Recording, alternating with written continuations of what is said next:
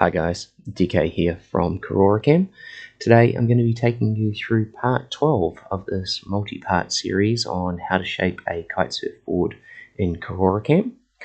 Today we are cutting the laminate marking pattern. So this is just a pretty simple 2D cut of a piece of 6mm MDF. This is going to be used to mark out the basalt fibre and for cutting.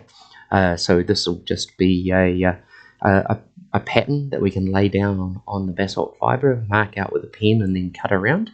So if you check episode 10, you will see the programming for this particular cut, and it involves some slotting operations and then a 2D profile cutting.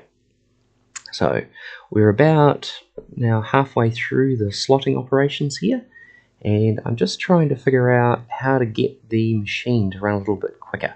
So my friend Monique has had slowed the machine down for another cutting operation, and the NX105 DSP controller on this machine I'm less familiar with than some of the other controller that she has in this workshop.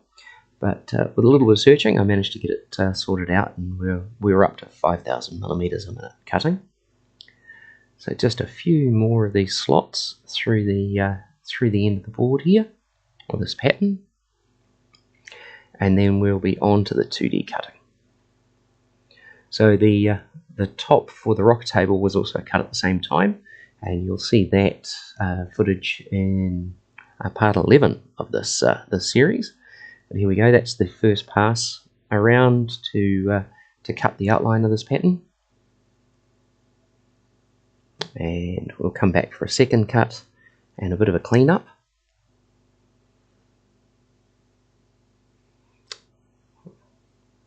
And that is pretty much it. So guys, thanks again for watching, and as always, if you have any questions, please feel free to leave them in the comments below, or you can email us KaroroCAM@gmail.com. Thanks again.